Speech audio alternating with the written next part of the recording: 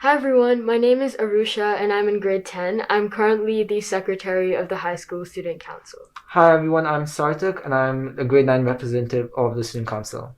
In order to welcome our new high school principal, Mr. Bacchoo, to our community here at UWC East, we would like to ask him a few questions on behalf of the student community.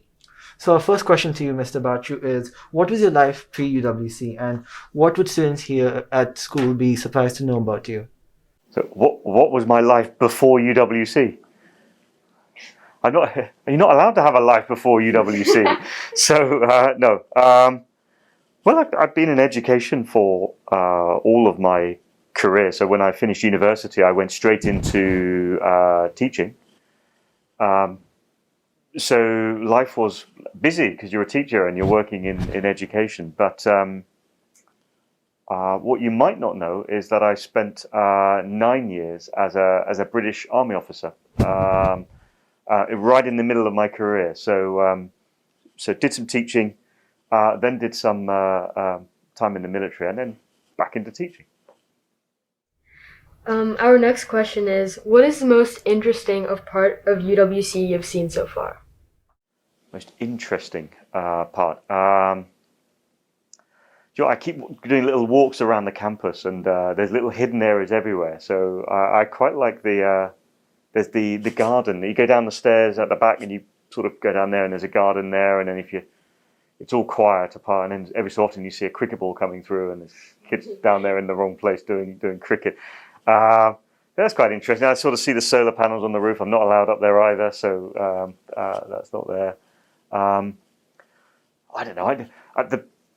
I really love the fact we've got a cafe on site. I mean, that's just extraordinary. I've never been on a school where we've got a cafe. So I wouldn't say it's the most interesting bit, but it's a really cool place to be. Okay, so the next question is what was your favorite thing to do as a kid? As a kid, do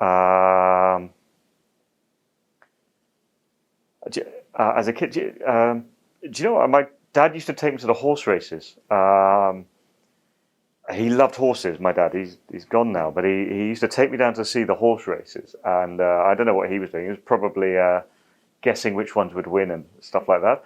But when I was a kid, I used to go around picking up all of the tickets that people would leave on the ground, and for some reason, I used to go to the horse and used to pick all that up. Slightly random, but so going to watch the horses and picking up tickets was something that I remember doing with my dad, and yeah, that was pretty cool.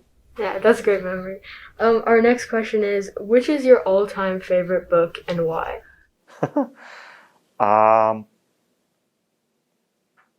Yeah, so I loved a book called The Count of Monte Cristo.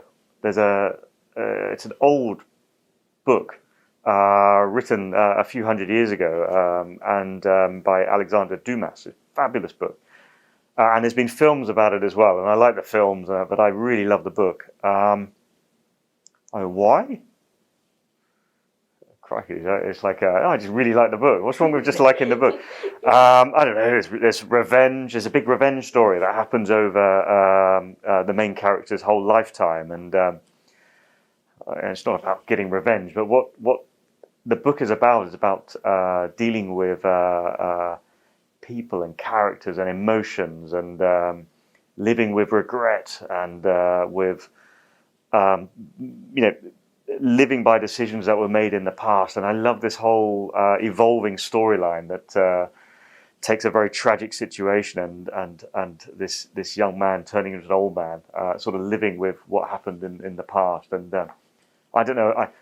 I can't relate to it on a human level, but on a story level, it was just the most extraordinary adventure I'd read. I read it when I was younger, and I read it every so often again. Great book. Okay, so as the new high school principal, right? What do you see as your top priorities for the upcoming year and in the foreseeable future?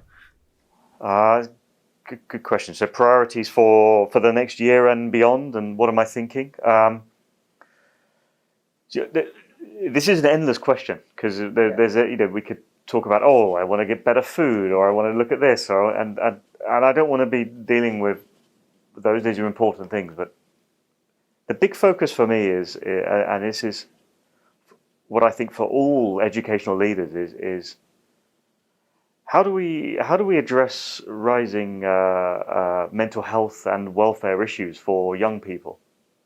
Why is it even getting worse? What is it about the world that is making life feel or coming across as more stressful and unbearable in some ways? I mean, don't get me wrong, it's also more exciting than ever. There's more going on than ever. There's more information, there's more access, there's more choice than we've ever had. But at the same time, all of those freedoms are also causing more and more anxieties. And so one of the priorities for next year is I really want to put more focus on understanding mental health for young people. That's different for me solving it and saying I'm going to go and take it away. But I don't know. I think before you can, address a thing, you must understand a thing. And I think, I have some guesses over what underpins this. One of the things, and this comes on to one of my other priorities, is to have a look at our learning program. It's unbelievable, our learning program. All the things that you guys get to do here. It's not normal. It's not in all schools. But the program is also quite heated. When I say heated, it's full on, and there's no room. Sometimes, you have to run very hard. You have to be quite fit in all sorts of ways. And so I want to have a look at the learning program, and particularly in the grade 9-10 program.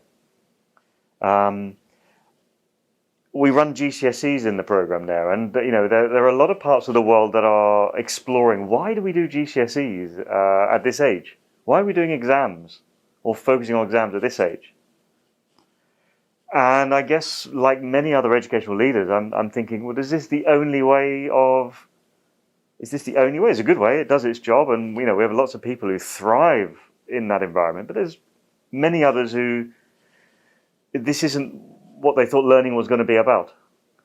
And I wonder, as we move into next year, as I'm thinking about, well, what is it that we could also do in that learning program if we weren't just doing GCSEs, or maybe there might be other programs we could do. So I want to do some thinking about what we're learning, and some thinking about the environment, that people, mental health perspective. They go together. So there's some things that I'm thinking about. Our next question is, throughout your life, who would you say has been your biggest inspiration? It's my mum. You always have to if you can't, you have to find inspiration from the people who you live with and grow up with. And my mum always said it was okay to not do well at school. She said if I was kind. And what the teachers told her was that I was a nice, kind person at school. I think she would be more upset with me if she felt that I was not being kind or not able to say thank you or show gratitude or to be the right type of human. And she always focused on that part. And she never really focused on all of the academics. It was more. I always found that quite inspirational, and I think that helped me not have a lot of stresses growing up. Do what you like. Take a career in the army for a bit, if you want to. But just follow your passion. Be kind, and she taught me that. So next question, what are some of your must-have smartphone apps? On my smartphone? Probably not Instagram. Yeah, no. Do you know what the one? And I shouldn't. I spend a lot of time on BBC Sport. I love sport, any sport, like any. And so I put on BBC Sport, and I can go through, and I can spend hours on that thing there. So my app on the phone, BBC Sport. All right, so if you had to pass on one piece of advice to students here at UWC, what would it be? I think it would be it's two pieces of advice. One is to be kind to yourself, but it's also linked to maybe a bit of advice, which would be stop worrying about everyone else and what they think. There's a lot of comparing or worrying about what others are doing. Hey, what did you get? What grade did you get? I got this. What did you get? And it's like, rather than focusing about what others are thinking, why don't you just focus on being your best self? What is your best self? Not what your best self is or your best self. What is your best self? What is my best self? And that's the advice I would give people. Focus on being the best you, not for anyone else. Yeah, I mean that makes total sense, of course. Next question. What do you like to do in your free time?